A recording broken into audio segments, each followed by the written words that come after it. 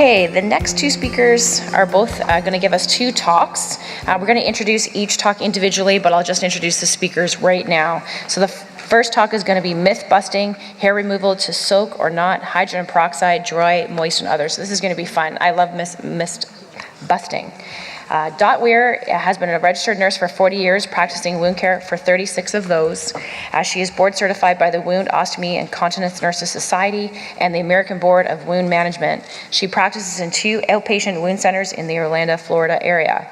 Dot is the co-chair of the Symposium of Advanced Wound Care and is past president of the Association of the Advancement of Wound Care, is on the faculty of the Wound Certification Prep course and the advisory board of the Why Wound Care campaign, and was one of the founding editors of the journals Today's Wound Clinic. Okay, Lee, am I saying it right? Ritzy, thank you very much. Sorry, I'm from Newfoundland. It's not always easy for me. English isn't always easy for me. He's the medical director of the Catholic Health Advanced Wound Healing and Hyperbaric Medicine Program in Buffalo, New York. He's board certified in family medicine, wound care, and hyperbaric medicine. He sits on the board of directors of the American Board of Wound Medicine and Surgery and is the past chair of the education committee of the American College of Clinical Wound Specialists.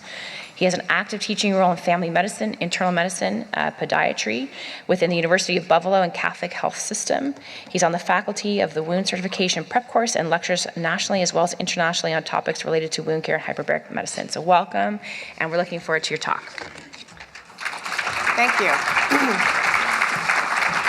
We're going to bob back and forth, so we're not going to use that. We'll just kind of stand here. So anyway, welcome everybody, and thank you for having us back again this year. And thank you. I'd like to thank the planning committee. This is my first time up this year, so to the planning committee, thanks for inviting me just across the bridge to share some thoughts with you this morning. So our first assigned talk was to look at Mythbusters, and this one was really fun for us, so we'll go ahead and get started. For both of our lectures this morning, we don't have, while I have a lot of disclosures, nothing that's relevant to either one of these talks, and I think you're the same, right? I'm the same. Okay. All right, so, well, we do have one disclosure. Dot's going to the new hip store in about 3 weeks to get a new hip, and I woke up yesterday morning with a lumbar spasm, so I've been walking around like this all weekend. So if either of us collapse on stage and we have to finish lying down, no big deal, we're fine. That's why you got the lav mics in case we had to sit down. That's right, that's why we're not using these. Yeah. And again, you know, this next little section here is with the understanding that things might happen a little bit differently across the bridge here than they do for me in the States. But one of my big problems is this: bilaterally edematous legs with symmetric, well-demarcated erythema should be admitted to the hospital for aggressive intravenous antibiotic therapy due to the diagnosis of cellulitis. Anybody want to weigh in on that? Yeah, anybody have an opinion? So you know, I like to call this cellulitis or cellulite isn't. And this happens so frequently that I'm called to see someone in the hospital in consultation for bilateral lower extremity cellulitis. And when I arrive on the floor, I see the picture on the right-hand side there with bilaterally symmetric, well-demarcated erythema in the absence of any clinical indicators of infection. No fever, no tachycardia, no chills, no constitutional signs, nothing at all. By the time I get to see them, they've already had 3 doses of piperacillin and tazobactam, they've had pan cultures, and by the time they get out of the hospital, it's $10,000 in healthcare dollars. So contrasted with the picture on the left on the screen, this is a lady that truly had cellulitis, and she had the clinical indicators to go along with it. So cellulitis, of course, it's a bacterial infection of the skin and the subcutaneous tissues, most common on the lower legs, actually. However, the face and other sites are pretty common as well. Characterized by erythema, warmth, pain and tenderness, occasional lymphangitic streaking in a proximal fashion, constitutional symptoms, typically with bacterial cellulitis, which is usually a gram-positive organism. It's usually either Staph aureus or one of the Streptococcus species. There's some sort of constitutional symptom. There's fevers, chills, malaise. People just don't feel well. Laboratory markers, commonly we see a leukocytosis or an elevated white blood count with a left shift, and an elevated SED rate if you want to do that. So the problem is the frequent misdiagnosis of the erythema of chronic venous insufficiency as cellulitis. I think, and the first educational point with me when I talk to the residents and my fellow attendings in the emergency department docs is that erythema of venous insufficiency is a normal or typical finding. Can't say it's normal because venous insufficiency isn't normal, but it's so common, and it's very common to have that erythema along with it. The problem frequently begins in the primary care outpatient setting, sent to the emergency department. And you know, I spent so many years as an emergency department attending, so I've had that hat on my head enough to know that when you're busy and the ER is packed, you need to dispose of that patient. You need to do something. So the easiest pathway tends to be admission. So they have a CBC, comprehensive metabolic panel, venous Doppler looking for DVT. Usually all of that's normal. They're admitted to the floor with pan cultures, broad spectrum IV antibiotics. Usually results in a 2 to 3 day hospitalization. And as I said, $10,000 or more in healthcare costs before they are discharged. So these pictures really represent true bacterial cellulitis. And all three of these people came in with accompanying elevated white blood count, fevers, and chills. And all of these are all people that I've been asked to see in our hospitals that have been admitted for cellulitis, and these have not been cellulitis. You know, you see this bilateral symmetry, the good demarcation, the picture on the left, you know, obviously there's a candidal or a fungal component here. This picture on the left here with the remarkable edema and the blistering secondary to chronic venous insufficiency. The picture on the right, more a dermatologic problem than it is anything else. The picture on the right here is, this is just, I included this picture just as a depiction of what normal erythema of venous insufficiency looks like. This was a lady in our clinic that we had in multi-layer wrapping, and even as the edema is coming down, you can see the erythema. More admitted, both of these people, lower extremity cellulitis that they did not have. This was a guy I saw just last week. He came to the emergency room because he kept banging his legs with his wheelchair when he pulled it out of his truck. He got admitted for this. So, you know, he got admitted for boo-boos. And so life is funny, right? So I'm on call this weekend for my practice over in Buffalo for our 5-hospital system. So I woke up yesterday morning and there were 2 consults that I was asked to go do. These were yesterday's consults. Both of these people admitted to separate hospitals with lower extremity cellulitis. Both of them normal white blood count, no fever, no chills. I feel just fine. So, solution, if there is one, I think, again, like everything else, you know, wound care, we're in a little bit of a small club, and I think it's incumbent upon us to educate our colleagues and the people that we train. The session that I just showed you, it's really common sense and clinical acumen. A significant bacterial illness really is going to have accompanying symptoms. So the absence of constitutional symptoms and laboratory supporting evidence really argues away from a significant bacterial infection, while bilateral symmetry, good demarcation in the setting of edema argues for the erythema of chronic venous insufficiency. So again, these unnecessary hospitalizations lead to a lot of patient exposure to unnecessary pathogens in the hospital and increased healthcare costs. So Lee, So- I'm a nurse at home and I'm looking at some of these legs or in a long-term care facility. How do I know? I'm a nurse. I mean, where's Pat Coots? I just said it almost, didn't I? I'm not just a nurse, but I am a nurse, and I'm not a provider. So, what do I do? How do I handle that with the physician that I might have to call? Well, we have a really good and close relationship with our home care system, and we communicate all the time, sometimes more than we'd like to. But I think this is the time where you have a conversation, and if it were me on the other end of the phone, I would have the conversation with the home nurse. How does the patient feel? Any fevers or chills? Does the wound look different? Does the leg look different than it did the last time you were at the house 2 or 3 days ago? And if you're seeing, we all know what those cardinal signs of infection are, right? Redness, swelling, pain, tenderness, drainage, odor. If common sense tells you that a number of those things are creeping back into the picture, then that's a reasonable time to think about infection, talk about doing a wound culture, maybe even using prophylactic or empiric antibiotics at home.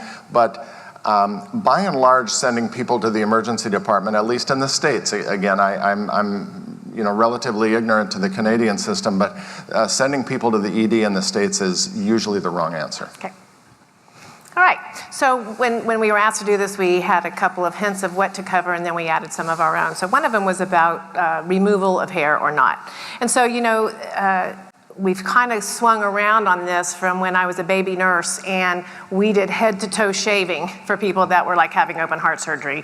And of course, leaving it intact then is sort of the other swing. So leaving a person with full hair intact is to prevent side effects of common hair removal is a bit of a myth. So we don't want to necessarily leave someone with a full complement of hair all over their body or near their surgical incision. So it comes down to, do we shave or do we not shave? And it's not just shaving. Do we remove hair? But it's shaving, it's versus clipping, versus using some sort of a depilatory. And I probably know what most of you do. So where we went to look for this, we did find a Cochrane report, a database about this. So what they did was they looked at, their thinking was, although that the preoperative procedures have traditionally included hair removal, that several studies have suggested that this practice may be harmful, so they wanted to ferret that out. And so the objective was to determine that.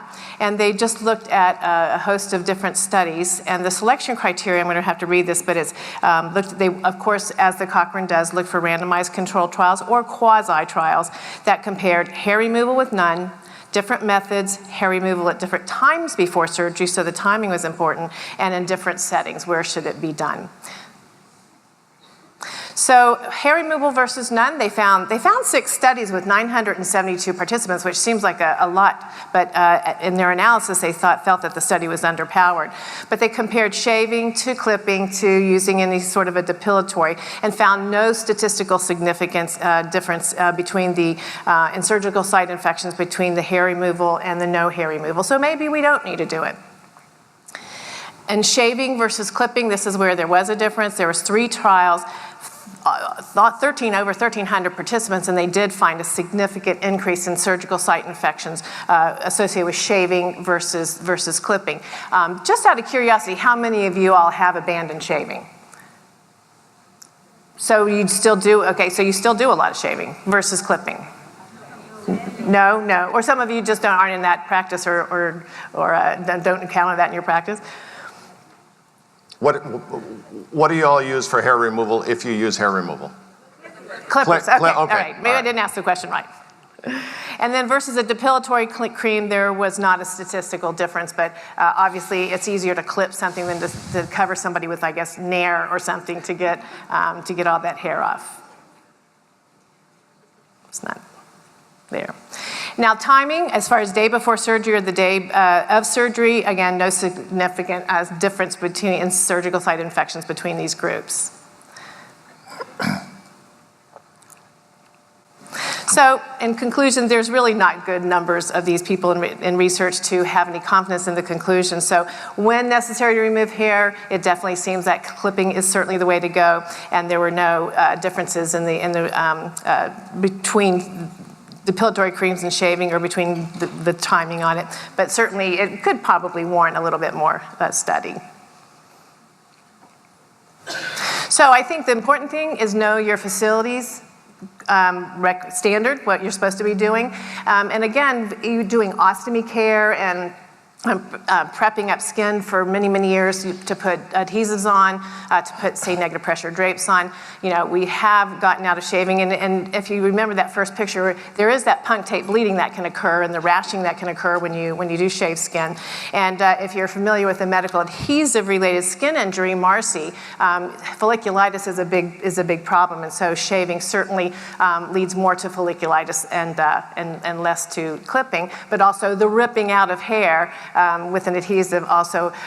Nobody's really ever studied waxing for this, but I think we don't want to be waxing our patients either by just ripping off adhesive off of their skin. They know what I mean. Okay. All right, so, and just a practical add-on to that. I don't know how many of you take care of significant numbers of young men with pilonidal disease. Yeah, I hear the moans and groans coming from. Yeah, it's such a difficult thing to take care of. But I think in that clinical setting, especially in guys with hairy backsides, the hair actually becomes a foreign body in the wound. So I think, in spite of what the literature says, I think common sense dictates that clipping these guys on a regular basis to keep the hair out of the wound bed is critically important. All right. So, soaking is good. Not. Really, all of the literature to date now over the recent years supports the notion that soaking either diabetic feet or venous legs or whirlpools is almost always the wrong thing to do. As with anything else in medicine, there very rarely are nevers or always. You know, do I ever use Whirlpool? I use Whirlpool to drown maggots. It's a great way to get rid of the garden variety maggots that people come in with. But in terms of a routine wound care practice, no good. What are the general problems related to soaking? Initially, we see a maceration. I hunted and hunted for a picture that I know I'm probably going to stumble upon tomorrow in my mess of pictures. But I have a picture of a guy with a diabetic foot ulcer that I had in a total contact cast. And he had been outside in the rain and didn't let us know that, came in 3-4 days later.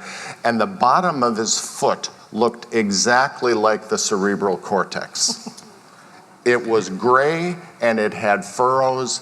Everybody in the room looked and said, oh my gosh, that looks like a brain. So we have that initial maceration followed by drying. When we use water, when we get things wet, that ultimately dehydrates the tissues. If we soak in warm temperature, in warm water, we increase the temperature of the tissue, which in the diabetic foot is a bad thing, and in the venous leg is also a bad thing, and we lead to increased edema. So soaking the diabetic foot has been a universal practice for years and years and years. So let's think about what happens when we do that. Remember that the diabetic foot essentially is a heat sink. If you remember that term from physics or chemistry, something that absorbs heat and hangs on to it is not able to dissipate heat. Remember that the neuropathy of diabetes is a 3-component neuropathy. It's motor, sensory, and autonomic. The autonomic portion of that neuropathy prevents the diabetic patient from being able to sympathetically vasodilate and vasoconstrict to control temperature in the foot. So when you soak the foot in warm water, the foot heats up. So what happens in the diabetic foot when it heats up? The metabolic demands of the tissues increase because the tissue is warmer. Diabetics typically have microvascular disease in addition to macrovascular disease, and their vasculature is not able to keep up with the increased metabolic demands of the temperature. So we have that piece of it, and then the fact that soaking of any kind leads to maceration and secondary drying. So a case in my practice a year ago, my baseball guy, this was a 75-year-old retired Major League Baseball player with dense peripheral painful diabetic neuropathy. He answered a newspaper ad for a chiropractor in Buffalo that was advertising a cure for diabetic neuropathy. That cure was hot Epsom salt soaks. So, needless to say, he cooked his foot. Tragic, awful. Ultimately, he ended up with, after a couple of revisions, a reasonably successful transmetatarsal amputation. But it was after a couple of toe amputations, we thought we were going to get by with him just losing a couple of toes. But his distal circulation, his microvascular disease was so bad that essentially his forefoot ultimately died. So diabetic foot ulcer, soaking, bad idea. What happens when we soak the venous insufficient leg? So chronic venous insufficiency, I am pretty sure in Canada, is the same as it is on the other side of those beautiful falls. It's the most common thing that we see in outpatient wound care practice day after day, year after year.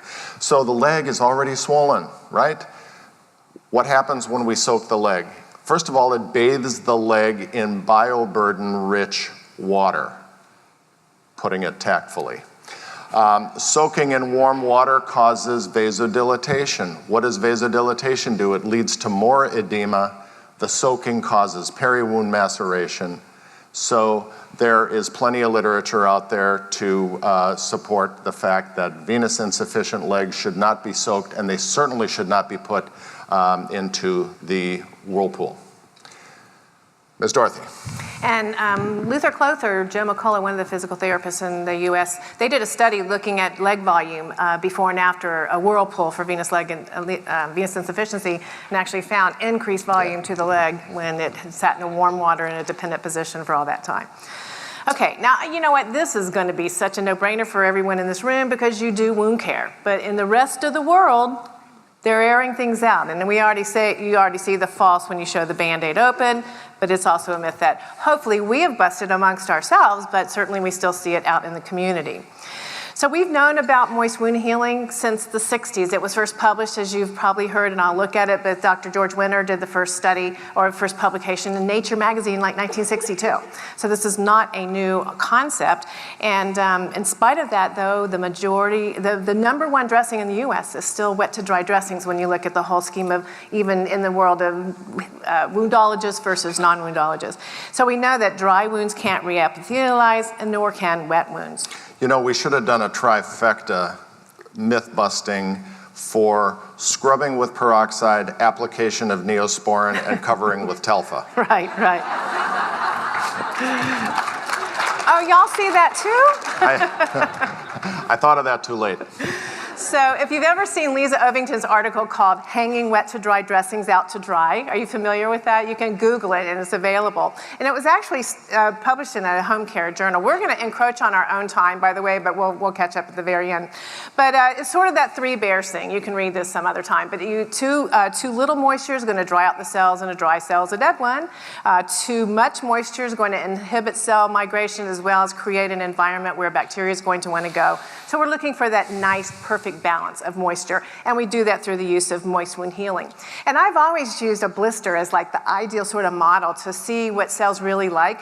This was a fellow who came into our practice, and he had that blister. We unroofed it, and as you can see, it was totally reepithelialized underneath because those cells were bathed in the extracellular fluid that they love, the growth factors and all the other things that help them to stay healthy and move. So this is just a good model. But, do wounds breathe?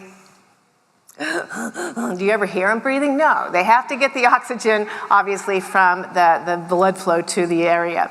And so this is just a nice model looking at George Winter's work where he made wounds on the backs of domestic pigs, and then some he covered with a material sort of like saran wrap or like maybe our film dressings, and the rest he left open to air. And it's kind of hard to point, but I'll point to this one first. So in the area that they covered with saran, the basement membrane is right here, so those new cells could migrate right off of that edge. A minimum of proteases were needed. It did it more rapidly, as well as cosmetically it was better, although the pigs I don't think cared, and nor did they complain of as much pain with the moist area. When we have the dry one, I'll do this side, when we have a scab formed though, that basement membrane's still there, but now to move along, the keratinocyte has to produce a protease in order to lift what's in its way out of the way, and it can migrate on. And so it simply takes longer. Oops, I didn't mean to do that. It simply takes longer. It's more painful. Anybody who's had a scab as an adult, those things really kind of hurt. And with an elevated number of proteases that have to be used to accomplish that. So the way wounds heal, the way keratinocytes migrate is on a partial thickness wound. We'll see the little islands of epithelium that you see where the structures like hair follicles and sweat glands are. And then in full thickness wounds, once that granulating bed gets up, then the keratinocytes will migrate across the wound bed and resurface in that manner. So we look at our dressings, but we want to look at what's the ideal dressing. How do we create this perfect environment? And so we just want one that's going to manage the exudate appropriately. It's not going to dry it out. It's not going to overhydrate or cause maceration in the peri-wound area. Allows for gaseous exchange versus total occlusion, and that's at least something we need to be considering when we're picking the dressing for our patient. Thermally insulating, where there's not huge areas of fluid, of temperature shifting. It takes about 4 hours for the cells to recover from an episode of dressing change alone. Protection from contamination. We don't want it to leave anything behind, like any particles. And we want it to not hurt when it comes off. I think we have one opportunity to hurt someone with a dressing, then we got to find another dressing that doesn't hurt quite so much. Environment for healing, and the two most important things here are, three most important. Can the patient get it? Can they put it on? We need it to be as simple as possible, because many times these are folks being treated at home, and it may be the 85-year-old wife putting on a 90-year-old husband or something. And we want to make sure that it's going to stay in place for the expected time frame, or then figure something else. Well, it will. So we can ask ourselves 4 questions to create this perfect environment. Is the wound bed dry? Then we need to hydrate it. If it's already draining and it's moist, then we need to absorb it. If there's space, we need to fill it in. And if it's already filled in, then we just need to cover and protect it. And that helps us with all that decision making. So in closing on this one, forget about what your mama told you, right? Let your sore breathe. And don't pick your scabs. Well, you know what? We don't let anything breathe anymore, and we definitely pick all the scabs. So, Mom, you're busted. And, just a little tag on to all of this. Remember one of the most important physiologic principles in all of health, really, and that's the principle of homeostasis. All of our tissues want to be bathed in the appropriate pH, and everything, including our wounds, likes to be, well, for us, 98.6 degrees. Something else over here, but you know what I mean. Anyway, our wounds are so near yet so far. Our wounds want to be the same temperature as the rest of us. We don't want them too warm. We don't want them too cold. So, okay. Yeah, I was challenged with my thermostat in my room. Okay. Oops, I'm going backwards. Let's go forward. This last one is really one of my favorites also, and that is, here's a statement for you. Anti-embolism stockings serve a very useful purpose. busted. They're probably one of the more dangerous things that we have around, really, although they probably serve some. They've historically been used to prevent DVTs in patients who are bedbound. Of course, now we have the sequential compression devices that are used postoperatively, but you said you've looked and there's no real evidence to support that. The amount of compression that they're going to provide is going to be variable depending on one thing, too, is how well they fit, but I'll get to that in just a minute. But you add other comorbidities that these folks come in with. And I'll jump to the chase because I'll probably have a slide that says this, but we tend to put them on people or they get put on in the OR, at least in the US. Do y'all still have, maybe you don't even have anti-embolism, oh you do, okay, all right. But they just put them on routinely. And how many times has somebody actually done a Doppler to check the pulses, used a monofilament to see if they have any sensation, and that tight stocking and the creases that might be there aren't going to cause a problem because they can't feel. And as Dot said, I was not able to find any literature historically to support the use of anti-embolism stockings for DVT prophylaxis. It's just something we've been doing. So if you do a Google image on, well, I use Ted Hose, but that is a particular brand, but how many of your patients' legs look like this? Especially the one with the high heels. Yeah, I wish my legs looked like this. How many of your patients look like this? So if you've ever been on the application end, and of course you all have, of putting on any kind of tight anything, it's and then you know how hard it is, then it's very tough to reinforce to people that it's a good thing to take them off once a day, wash and moisturize their leg. Oh, you know what? I had a picture I didn't put in here, but usually when I'm talking about this, I have this stack. It's really oatmeal, but I say, what do you think this oatmeal pile is? And people look at me like, I don't know. And the answer is that when you take them off many times, you shake out a whole pile of skin, right? Dry skin that's been collecting in there, and that comes away when you take it off. So, I mean, these are some of the problems. How many of you seen these kind of ligature type of injuries, deep tissue injury, pressure injuries, as a result of they're too long, so they roll down. The person's obese, and it rolls down, and it creates these kind of injuries that we see all the time. Oh, this was a man that came to see me with this foot, unfortunately. He was a guy in his 70s who had a little bit of a remote hospitalization and then was sent home with anti-embolism stockings on, was at home for a handful of days waiting for home nursing to initiate his care, and his congestive heart failure worsened again, gained a lot of fluid weight, his legs and feet became very edematous, was admitted back to the hospital for his exacerbation of congestive heart failure, was in the hospital for about 10 days. Nobody ever took his socks off. And so he'd been home for nearly a week, then he was back in the hospital for a week and a half to 2 weeks, got home nursing came and said, gee, we should take those socks off and see what your feet look like. And this is what his foot looked like when they took the hose off. So again, remember, anti-embolism hose, they're not graduated compression. And they can become a tourniquet at the top, they can become a tourniquet at the ankle, especially when somebody's limb becomes edematous. And this was the end result for this poor guy. So there was a survey done of nurses talking about, their use of anti-embolism stockings. Many stated that they never measured the legs. They come in small, medium, and large, and so you're supposed to do calf, ankle, and a length. Who really ever does that? Also, the correct sizes aren't necessarily available, so they just pick and choose based on, I think you look like a whatever, medium, large, something.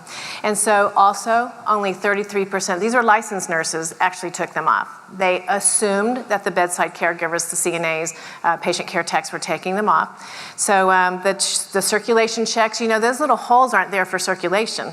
They're there to check toes, they're there to check heels, and most people don't do that. And then most patients, we're not compliant with wearing them.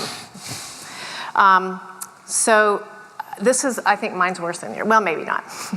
So this was a lady in our hospital. Don't tell them I told you about this. But she was critically ill, and she had a rapid response, sudden onset of shortness of breath, was transferred to ICU. She got just generalized edema, and which eventually resolved. The TED hose were not taken off in the ICU, but at some point, they were peeled off and totally degloved her lower extremity. So that is right after it came off. These are the various injuries that occurred, but look at that bottom right picture. It looks mummified. That was the end result of that stocking being on, the edema, the lack of edema, the degloving, and that was the resultant injury. This is a patient of Carolyn Cutno, a friend of mine in Charleston, South Carolina. This is a person who had TED hose applied, and I shouldn't be indicting TED because it is a brand name. He doesn't care though. But you can see the eschar, that anterior area of the ankle, which everything rubs. If you do a lot of lower extremity wraps, sometimes that's the area that wrinkles and causes people discomfort. So the results were not only that anterior eschar, the heel eschar, much like your patient had, and 2 weeks after these pictures were taken, the person had a below-the-knee amputation. So there's such morbidity that can come with the incorrect use of these. So the considerations, the ischemic complications are way more common than we think. If we're going to use them, certainly we need to make sure we know what the flow is. What is it you always say, no flow, no toe, or something like that? No flow, no toe. And that any increase in leg circumference is going to cause an increase in the pressure from the stocking. So, if someone has cardiac failure, DVT, or the risk of leg swelling can put that limb at huge risk. So, if you need more convincing, the Agency for Healthcare Research and Quality looked at it and said that there are pretty much contraindications in patients with PAD, arteriosclerosis, peripheral neuropathy, massive leg edema. You can read it anyway. Most of the patients that we take care of.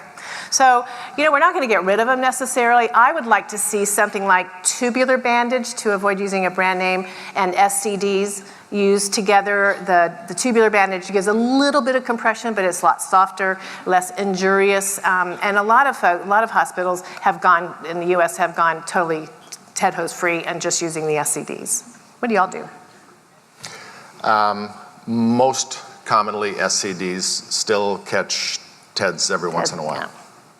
So I'm not going to let them put on for my hip surgery. So anyway, these are the little holes that are meant to be able to check toes, check circulation, but we want to make sure we're measuring for the correct size, remove them daily, educate our staff. They have to come off, wash, exfoliate that leg, moisturize it. Of course, the moisturizer has to dry before you put it back on. And don't, make sure we're assessing the leg for the appropriateness of even having that much compression on, and then document that. So, our two children, my daughter and his daughter who's a dancer. So we thank you for listening to this part, and we now have to kind of get through this next part in about 20 minutes. Any questions or any comments about that one? Sammy's so happy to share the screen with Gizmo. Sammy's the daughter, Gizmo's the dog, by the way. Yeah, I didn't name my daughter Gizmo. Sorry, you had mentioned that there wasn't much research kind of indicating the use of the TED stockings, but yet it's so widely used. Like, I know our hospital uses it.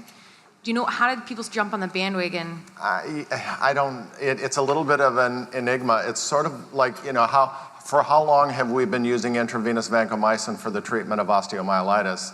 And there really isn't any literature out there to support the use of vanco for osteomyelitis. So I can't answer I think like most things in medicine, we're trying to do the right thing, but I think when TED hose started, we really didn't understand compression. We didn't understand the importance of sequential or graduated compression to sort of leave an outlet at the top of the lower leg, and we just decided that compression was a good thing and that was the way to do it. Besides, and TED hose also, they're knit in a circular fashion too, so that there's really more constrictive force. But I don't know how we got started on that. And then just, sorry, second part. So you said there was all indications of not to use. Sometimes we have a patient with our hysterectomy, like our surgeon will want them on right away. Is that I mean, they're usually a healthy younger woman, maybe overweight, but is that something that we'd approach the doctor and be like, you know what, this isn't as much? That's going to take a committee in a hospital to make that decision. I think that if we, as those that might be putting them on, the most important thing is let's do them right. Let's put them on, let's measure, let's make sure, your young female population is probably not as much at risk as our older, say, intensive care kind of folks, but it's just use them right, take them off every day, moisturize, and all the recommendations that truly, if you read a policy and procedure on it, you'd probably find it in there. And I'll add to that in my experience over the last 6 years with my system, which did not have a wound care program prior to my arrival, my best success in sort of getting rid of antiquated treatment regimens is to go to committee with literature. Nobody wants to hear Lee's opinion, but if Lee can provide literature, peer-reviewed literature that what we're doing is the wrong thing, then we can change policy. Okay. One more. If you'll go ahead and put our next set of slides. We are 15 minutes behind, Okay. so why don't we hold the question? I can't see the person. yeah. Let's hold your question. Karen, I really want to say this, if you don't mind. Yeah. You mentioned about shaving before surgery and that people could shave the night before. And our Safer Healthcare Now recommendations in Canada do not say that. Our Safer Healthcare Now recommendations say if hair removal is necessary, clippers should be used outside of the OR and within 2 hours of surgery. No Within hair 2? removal prior to surgery is optimal. Shaving or clipping? Sorry, clipping I meant. Okay, Clipping, if okay, hair removal. okay. But you mentioned people could shave the night before, and if a prosthetic is going into a patient like a mesh or a knee or a hip or something like that, you're not supposed to shave the night before, and that's our Safer Healthcare Now guidelines here in Canada. I'm a general surgeon, so that's why. Okay, no, well, thank you for that. Thank you That's for why I just that. wanted to clarify for the audience that that's what our guidelines in Canada are. So there's probably some literature somewhere to support that. Well, right? that's the Yeah. Safer Healthcare Now surgical site infection list. It's a big document. It's how Safer it is. Healthcare Now. Say again. Safer Healthcare Now. Safer Healthcare It's Now. a surgical site infection Okay. protocol, and it goes through everything that you're supposed to do in surgery when your antibiotics are. It's probably an 80-page document, a wonderful document to read. Yeah, Good. It's like our and it's core available on the thing. website to print off. Thank you for that. I'll look at it. Thank for you. that. All right. Okay. So All right. we've got 15 minutes to do wound cleansing. Hurry up. Okay. All right, let's go. Who's ever heard this saying? We may be able to just leave this for you to read. Who's ever heard the saying, don't put into a wound what you wouldn't put in your own eye? Who's heard that? Raise your hands. Everybody has, okay? So I would say go around the room, but I think we don't have time to do that. Name a wound product that you do use that you would put in your eye. Really, but we know what the intent was. And I first heard George Rodeheaver say this back in the 80s, and that is that we were looking at things that were going to cause tissue and fibroblast death and cellular toxicity. And so we've kind of come full circle in trying to understand that. So with wound cleansers, like with anything else, timing is everything. There's a place for wound cleansers in a contaminated wound. When the wound is no longer contaminated and it's moving into that proliferative phase, we need to stop the wound cleansers. Okay. All right. So how should we be doing this? We should be doing it with the right frequency, with the right solution that's not toxic, with the right amount of force. We need to use enough force, whether it be from a syringe or whether it be mechanical scrubbing, to remove debris, but we don't want to traumatize the wound. There's a difference, I've heard people say, well, the more you rough up a wound, the better it likes to heal. And so that's a really loose interpretation of the debridement paradigms. We know that we need to debride to a clean wound bed, but we do not need to be banging up the wounds every time we do a dressing change. So minimize wound trauma. As Dot said, we have to manage the pain. These wounds hurt. We can't just be jumping in there and scrubbing them. And then, of course, in terms of healthcare workers' safety, we need to minimize aerosolization. So we want to use fluids to remove loosely adherent contaminants and devitalized material from the wound surface. All of our wounds should be gently cleansed with an appropriate product at the time and between dressing changes. And really, we need to clean our wound beds in order to be able to do an accurate wound assessment. All of our wound care is based on the appearance of the wound bed and the characteristics of the wound bed, exudate, so on and so forth. So the goal is to use solutions that are as gentle and non-cytotoxic as possible. And remember that the process of cleansing can create tissue trauma. So who do you all think we're adequately cleansing wounds? Yeah, I had this sense, and we've come full circle of the risk of trauma versus the risk of really not getting the wound completely clean. So how do you get this clean? Okay, so this is after cleansing. So do you just spray a wound cleanser on, and I see people spray and then they blot? Do you just pour a little bit of saline over it and then expect that it's going to flush it away? Whoever encounters these little pink respiratory things? Dribbling it over a wound is not going to get it clean. And so I didn't put the slide in, but it really is what you do with that. And so the way I got that clean is through the use of a monofilament pad. You could also use a gauze, but we have to, again, weigh and balance, how much pain, of course, but how much debris and stuff that we need to get off of that wound when we're deciding how and what we're going to use to clean it. So, saline's always correct. If you're going to ever take a certification exam, saline's always the correct answer. But potable water, I don't know if any of you all are using tap water to clean wounds, but there was also another Cochrane review that looked at no difference in infection rates between using tap water or using normal saline. Provided it's not from a well. Yes. Commercial cleansers are great because they have surface active agents in them that loosen debris and allow it to be rinsed away. We have surfactants in our shampoo, for example, to loosen oils and let it be rinsed out. And so the skin cleansers, though, that are meant for incontinence should never be used in an open wound. They're meant to emulsify stool, so they're not going to do well in an open wound, or the wound's not going to do well with it. And so we also have to deliver it with enough force. And in the literature, what you still find is a range of 4 to 15 psi, with the higher range if you have a lot more debris, and the lower range if you have a healthy granular bed that you don't really you just have to get away the previous treatment residue, if you will. And something else that I still hear taught and I see in the literature is, have you ever seen this, the 35 cc syringe with a 19 gauge needle? Has anybody ever seen that? Okay, when you go back to work tomorrow, or whenever you go back to work, find me a 35 cc syringe and a 19 gauge needle. Maybe you have them here, but ours are all in even numbers. So I guess it's the idea, just use enough force that we can get the wound adequately cleansed. So as Lee said, our decision has to be made based on the assessment. We know that wounds are dynamic, they change all the time, so we want our decisions to be based on what we see. And if we set our goals based on our assessment, usually the answer is going to be correct. So think about the bacterial cell. They're tough, and they're getting tougher year by year. We know planktonic bacteria have beefed up cell walls. Biofilm bacteria that are enmeshed in this polyglycan biofilm are even tougher. So if we're using agents that are able to kill bacterial cells, certainly they're able to damage the less protected host cells in the viable tissue around them.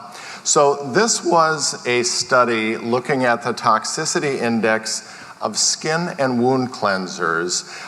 It was an in vitro study using fibroblasts as a model for granulation and keratinocytes as a model for epithelialization. So the study showed that in vitro monolayers of both of these fibroblasts and keratinocytes were reliable models for testing skin and wound cleansers. So they looked at 20 commercial skin and wound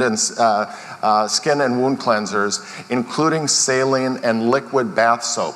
So we're certainly not going to go through all these numbers, but take a look at this. I think it's really, really fascinating when you look at the top of the list. Let's look at Table 2, skin and wound cleanser dilutions for fibroblasts.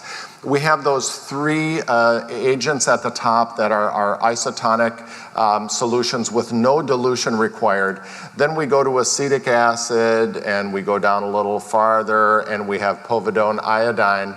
Look where dial antibacterial soap sits on this. It's the second from the bottom, and it's a 10 to the 5th dilution in order for it to be non-toxic. I hear all the time people are told to go home and scrub out their wounds in the shower with dial antibacterial soap with, well, depends on how much dilution they get from their shower nozzle, but so we really, I think this is useful again, sort of as a gauge of the toxicity of some of the things that we use really, that we think we're using with impunity. So antiseptics are agents that destroy or inhibit the growth and development of microorganisms in or on living tissue. There are multiple targets and they have a really broad spectrum of activity. Several different categories, uses and indications vary. The use on open wounds has been controversial for a long time. I'm sure when many of you were children, you know what, I joked a little while ago about peroxide and iodine. That was, or methylate. And you know, you'd run from your mom when she came at you with that little orange bottle. So the rationale has been the prevention and treatment of infection, which of course leads to increased healing rates. It's well established and supported that infection can impair, delay, prevent wound healing, and also lead to wound deterioration. Remember that microbes, pathogens, they increase the quantity of inflammatory cytokines, matrix metalloproteases, and so forth in the wound bed, and that leads to that persistent inflammatory response that we get stuck in, that we can't move on into the proliferative phase of wound healing. So there's pros and cons to anything, and while we won't be able to get to every single one of the different types of cleansers we have on here, you know, the pros is with antiseptics there is less bacterial resistance that has been shown, and versus antibiotics, which can sometimes wipe out the bad and leave some of the strong behind. And there is less incidence of contact sensitization, although we have all had people who react to various types of cleansers. And then the cons is the cytotoxicity, and so what we're going to ultimately get to is it's a decision based on risk-benefit.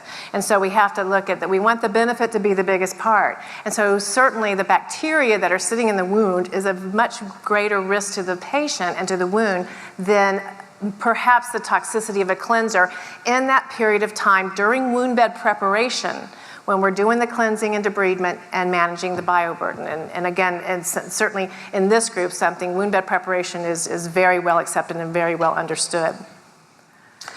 So povidone iodine, probably the most common agent in all of our histories. This has been used as a surgical scrub for years and years and years, and really was a standard of care for many years.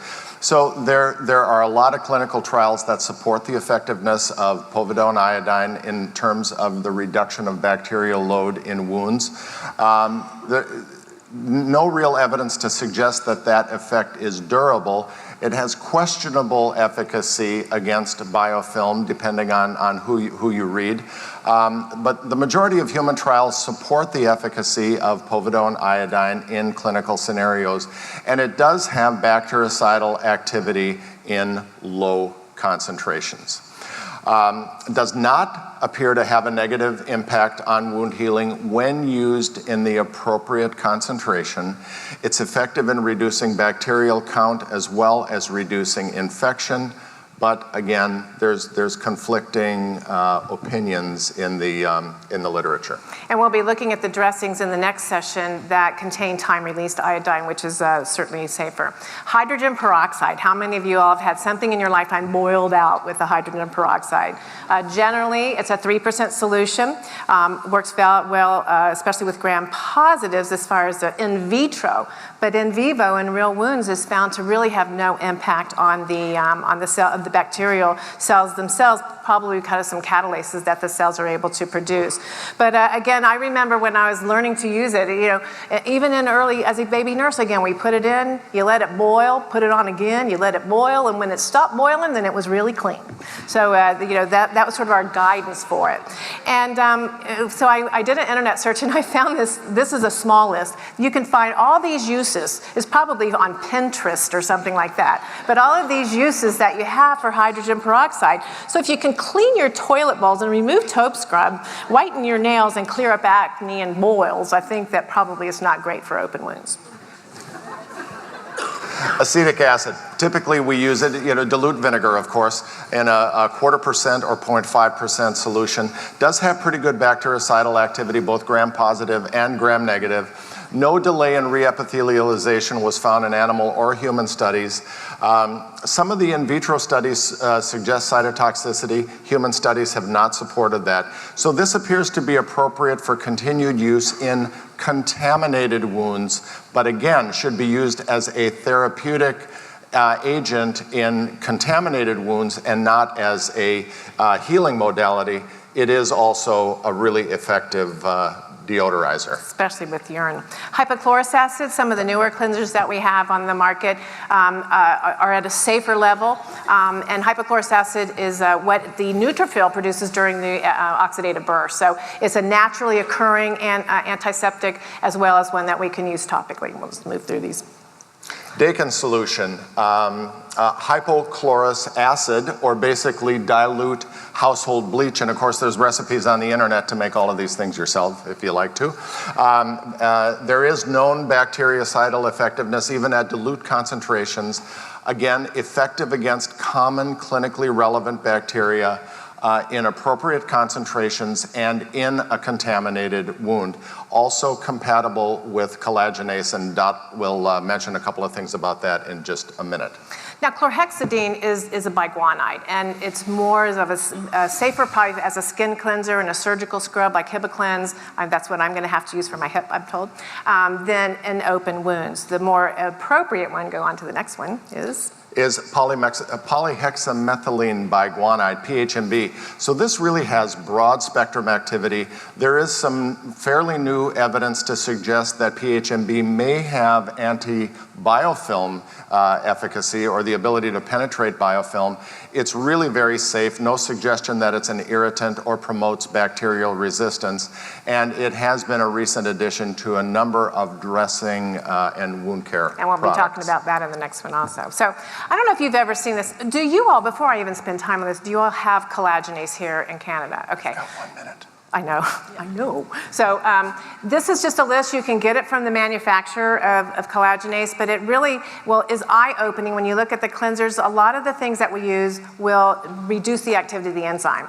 So pretty much all of your bleach things are fine. Dakin's is fine. This is an article by a guy named Jovanovich. I think you can see it at the bottom, but my email is .we@aol.com. I can send this to you electronically, but a lot of the things that have surface active agents, iodine, anything with heavy metals are going, PHMB, are going to reduce the activity of the enzyme, so we want to not use that. Okay. Okay, so in vitro studies show cytotoxicity of a number of these agents, however, not well confirmed in human studies, so a little bit counterintuitive. The majority of the clinical trials support the safety and absence of negative impact. Antimicrobial efficacy good with the exception of hydrogen peroxide. They have advantages over topical antibiotics in that they do not promote bacterial resistance, have a broader antimicrobial spectrum and lower sensitization. The advantages probably outweigh the disadvantages. We should use them when needed and stop when not needed. Look at our wound. You know, if we're way over there on the left and it's a dirty wound, it really doesn't matter. We got to get the environment better. The far right, though, if it's healthy, clean, we want to use something less cytotoxic. And our closing.